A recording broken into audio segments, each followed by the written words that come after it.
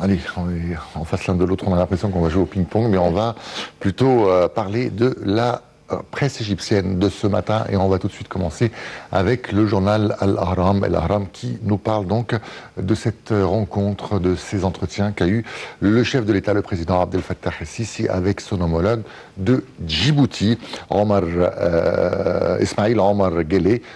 C'était hier donc, à l'issue de ces entretiens, les deux hommes ont tenu une conférence de presse conjointe au cours de laquelle ils ont examiné la relance des relations entre l'Égypte et Djibouti sur tous les échelons.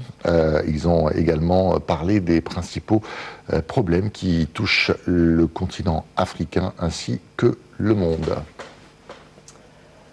On va passer au journal Al-Wafd dans lequel on apprend que Paris a invité l'Égypte à participer au prochain sommet Afrique-France qui aura lieu au Mali à partir du 13 janvier, les 13 et 14 janvier.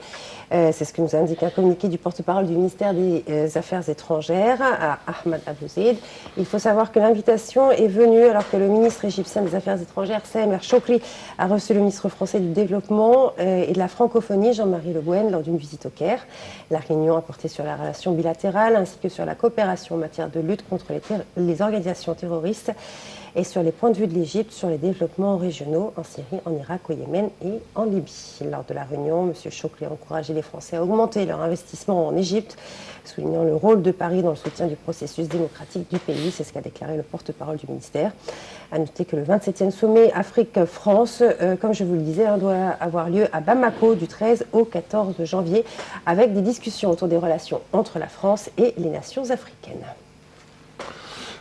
Le journal El-Yom El-Sabah maintenant nous indique que le Premier ministre Cherif Esmaïl a indiqué que le gouvernement accordait une priorité au fait d'assurer les médicaments à des prix abordables, faisant état d'une vision pour régler le problème de pénurie de médicaments qui touche le pays en ce moment.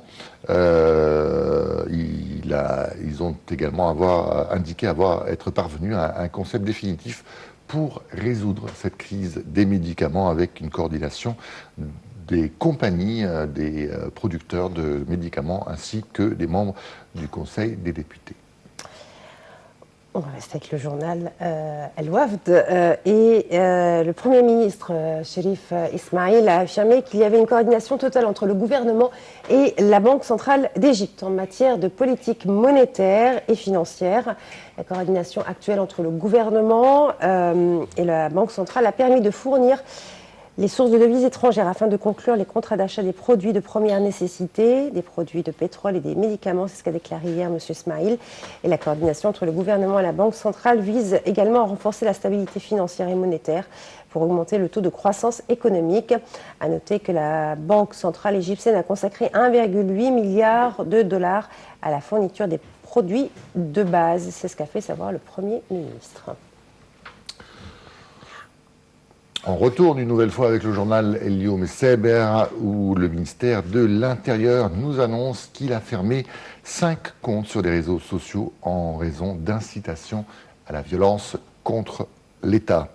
Mi-décembre, 163 comptes ont été fermés. Au total, en 2016, 1045 pages Facebook ont été fermées pour incitation à la violence contre la police et les officiers de l'armée. Des sites qui appelaient également à des manifestations et à l'obstruction des routes.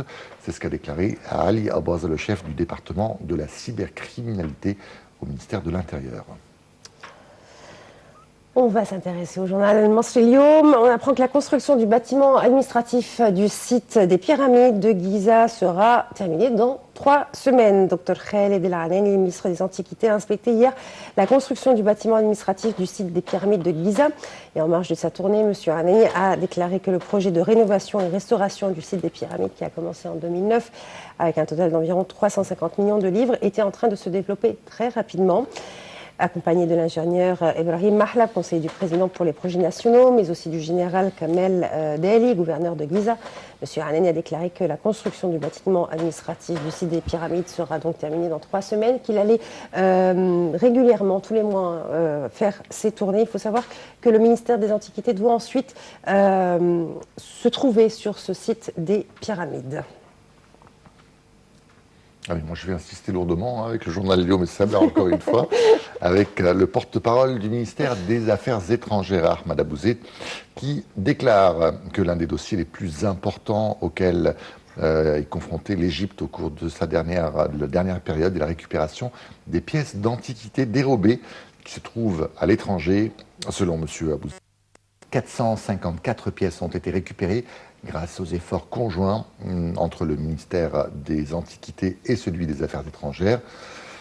Dimanche, le ministre des Antiquités égyptien avait déclaré avoir reçu 340 artefacts qui sont sortis clandestinement du pays et qui ont été interceptés par les douanes jordaniennes. C'était l'année dernière. Et on va terminer avec une nouvelle économique et des nouvelles de la bourse dans le journal Muslim, mais aussi dans les autres journaux égyptiens. On apprend que la bourse a clôturé en baisse hier. Le capital du marché des entreprises cotées en bourse a enregistré une perte de 4,1 milliards de livres égyptiennes pour atteindre 597,5 milliards de livres au cours des tractations qui ont atteint 983,7 millions de livres égyptiennes. Le principal indice, le GX30, a baissé de 0,56%. L'indice des petites et moyennes entreprises, le GX70, a lui augmenté de 1,23%. Et l'indice le plus élargi, le GX100, a également enregistré une petite hausse de 0,46%. Voilà pour la bourse. Allez, rien à voir avec la bourse cette fois, puisqu'on est en pleine célébration des fêtes de Noël, le 25 décembre pour les catholiques et le 7 décembre pour les orthodoxes. Donc on les fête à peu près pendant 2 semaines. Oui, c'est bien. Ouais, c'est plutôt sympa. Allez, on va tout de suite regarder un petit montage comme ça avec les chats qui ont décidément parfois du mal avec les sapins de Noël. Oui, ils ne sont pas très copains, hein, les chats et les sapins de Noël. On va tout de suite regarder ensemble cette petite vidéo et on se retrouve après.